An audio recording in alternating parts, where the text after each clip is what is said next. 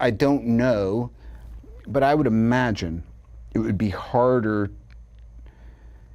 It's just hard. It's hard to adjust to anything that isn't what you're used to. So for me, what was great about that was I'm lazy by nature. It's very motivating. There's no free nothing coming.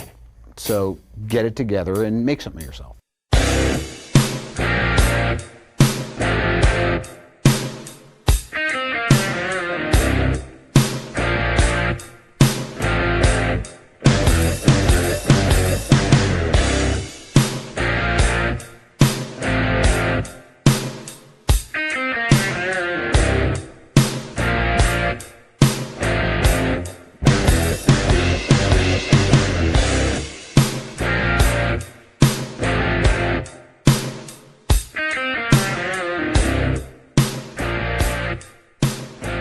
Essentially, and I would say this to anybody, is that, you know, it's really, it's easy to embrace hopelessness when things seem insurmountable.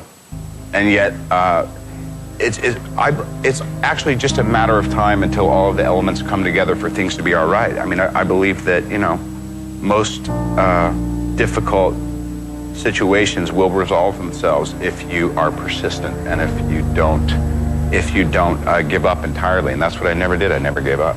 Why was it so important to you to get the role of Iron Man?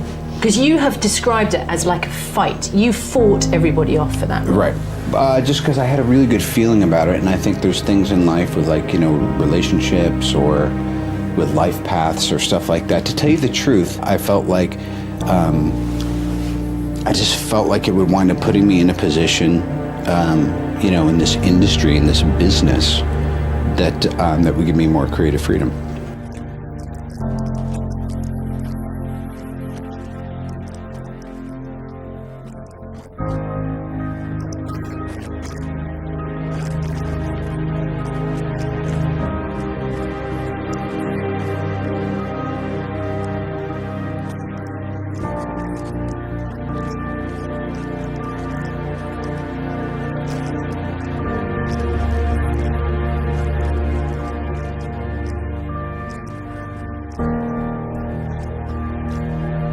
I mean, it's extraordinary. You had gone through a period in your life, and you talk about life stories and life paths. You had 5 years where your career could have taken a completely different turn. Yeah. You had the drugs, you had the prison, you had the rehab, and then you pulled it all out of the fire, so to speak.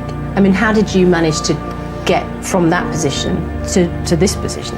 It's easy to believe that things are gathering momentum and going into a negative place. I mean, I think human nature can tend to be a little bit critical of itself and of its society, and rather than quantifying good times or bad times or highs or lows, I think it's really just about, you know, we're kind of evolved apes and we think we're a lot smarter than we are, but if we survive whatever life throws at us, you tend to get opportunities.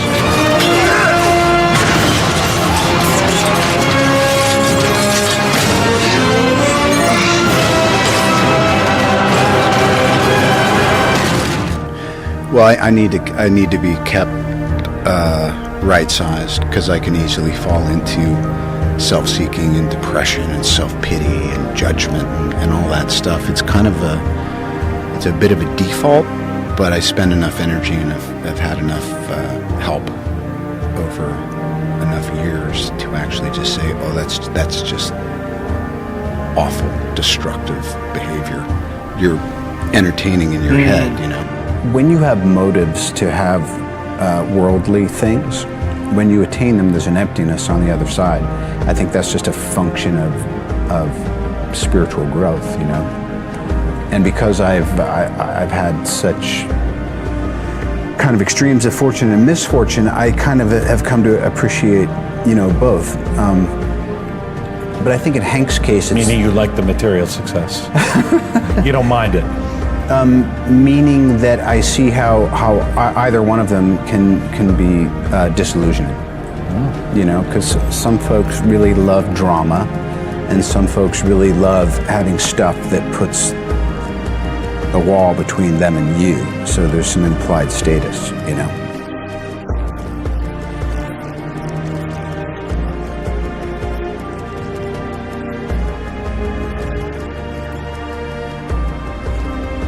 I think part of the reason I'm still so interested, not just in life, but also, getting to do what I do, is I'm a fan.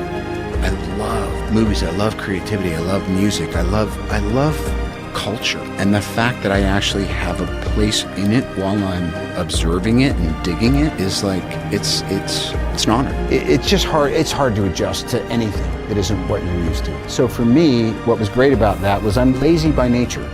It's very motivated. There's no free nothing coming. So get it together and make something of yourself. All I want to do, if I can, henceforth, is I want to try to do my thing. But what I'm getting at is the growth pattern, hopefully, is always moving toward being able to go into that place where you're like, I don't know, because then you have to ask the question, all right, you seem really confident, what is your thing? And you go, oh, hold on a minute.